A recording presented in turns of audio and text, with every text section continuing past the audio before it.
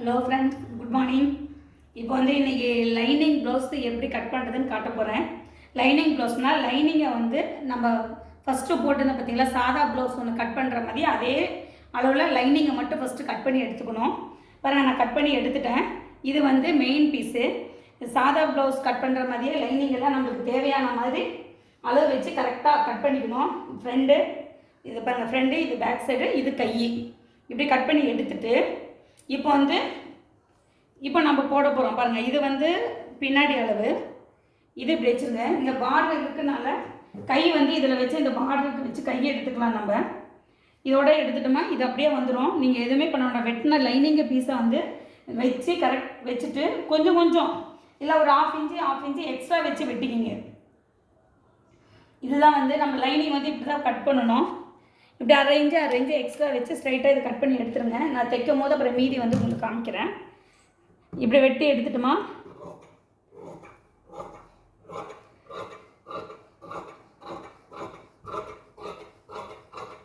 பாருங்க, இது வந்து கை இருக்கிற கைக்கு வந்து பார்டர் இருக்கனால தனியாக கை மட்டும் வச்சு கட் பண்ணி எடுத்துட்டேன். அதுக்கப்புறம் இப்போ பேக் சைடு முதுகு, இது அதாவது இந்த துணியில் வந்து துணி இந்த மாதிரி இருக்குது. ஒவ்வொரு சாரியிலையும் ஒவ்வொரு மாதிரி கொடுப்பான். இந்த சாரியில் வந்து இது இப்படி இருக்குது. சாரியில் வந்த ப்ளவுஸு இது வந்து பேக் சைடில் போட்டுட்டேன். இதுவும் வச்சுட்டோம். பாருங்கள், இதையும் நம்ம வச்சுட்டு அதே மாதிரி இந்த ஃப்ரண்ட் பீஸும் நீங்கள் வச்சுக்க. நான் வந்து ஸ்ட்ரெயிட் கட்டிங் தான் போட போகிறேன். இன்னொன்று உங்களுக்கு கிராஸ் கட்டிங் போட்டு காமிக்கிறேன். இது வந்து ஸ்ட்ரெயிட் கட்டிங் தான். இதுவும் இப்படி இந்த லைனிங்கோட வச்சோம். பார்த்தீங்கன்னா இங்கே துணி பத்தலை, கீழே போகுது.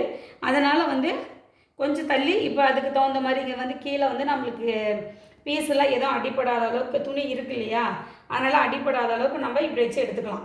இப்படி வச்சுட்டோமா இந்த பீஸ் வந்து பட்டன் பட்டிக்கு எடுத்துக்கலாம் நம்ம கரெக்டாக. இதை இப்படி எடுத்துக்கலாம்.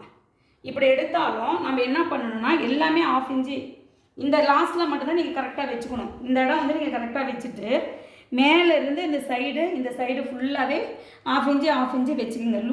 துணியை மெயின் துணி அதிகமாக விட்டு பாருங்கள், நான் கட் பண்ணுறேன் பாருங்கள். மெயின் துணியை வந்து இப்படி விட்டு கட் பண்ணி எடுத்துருங்க.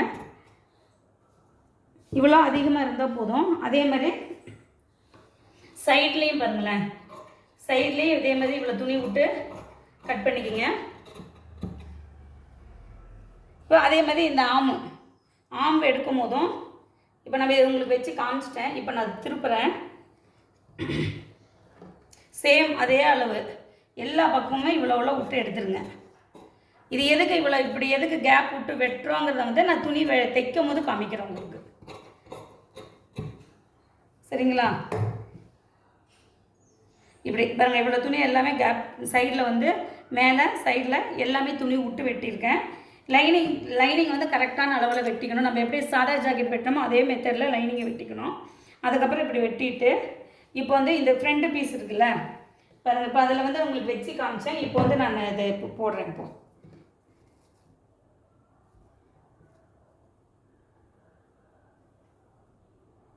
இதுலேயும் சேம் நல்லா கேப் பாருங்கள், மேலே வந்து கேப் இருக்குது. இந்த பீஸ் வந்து அப்படியே பட்டன் கிராஸ் பட்டிக்கு வந்துடும். பட்டன் பட்டி கிராஸ் பீஸ்லாம் நம்ம லைனிங்கிலே வச்சுருவோம். இப்போ இதுலேயும் பாருங்கள், நல்லா ஒரு 1/4 இன்ச்சு இப்படி எக்ஸ்ட்ரா விட்டு வெட்டிக்கிங்க.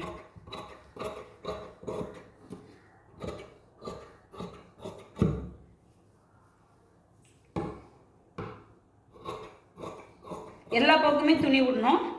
அதே மாதிரி இன்னும் சொல்கிறேங்க,